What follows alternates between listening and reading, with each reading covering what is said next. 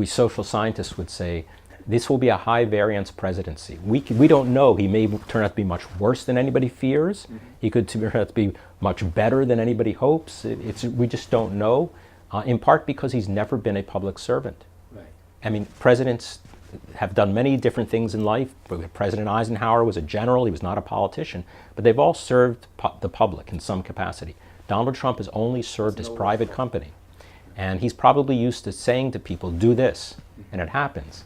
When you're in government, there are institutions that are going to make it difficult for you to do things in the real world. There are other countries that are going to do things that you may not like. But China believes that the important, as you said, the important consideration is to reduce the North Korean sense of threat from the United States that made North Korea want to have nuclear weapons.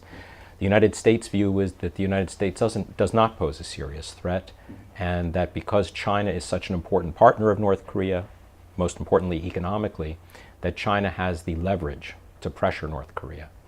So I think going forward it's going to be important for the US and China to have a serious dialogue, continuing a dialogue, but really to deepen the dialogue about how much the Chinese could do. If China believes that it is doing everything it can to pressure North Korea, then they should make clear to the United States that that's the case, can make a convincing presentation to the American side. And on the American side, I think the Americans need to share with the Chinese U.S.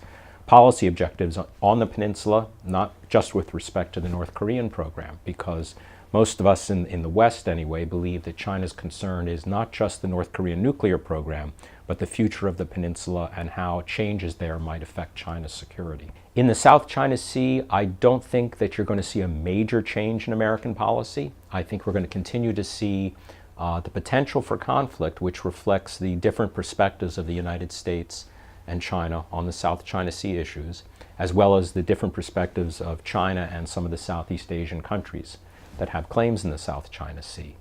I think the American position has been, even before the rebalance, and will continue to be, based on certain principles, the principle of freedom of navigation in international waters, the principle of using peaceful means for resolving lingering territorial and sovereignty disputes, and also for the United States anyway, honoring its alliance commitments. So it doesn't matter who's president. Those considerations will affect every president.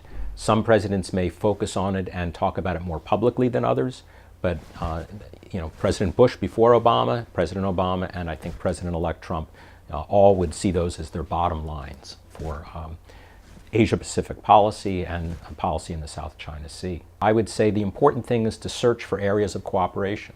The Obama administration was very good on this. Many areas the U.S. and China strongly disagree. Human rights, issues like that. Some areas of climate change for a while, but we worked on the areas where cooperation could be realized. And I think that even if President Trump's inclination is to try to be tougher on China, I think the reality is that China, being the second largest economy in the world, being the fastest growing military power in Asia, means the United States will have to figure out a way to manage the relationship and keep it from going too far in a negative direction.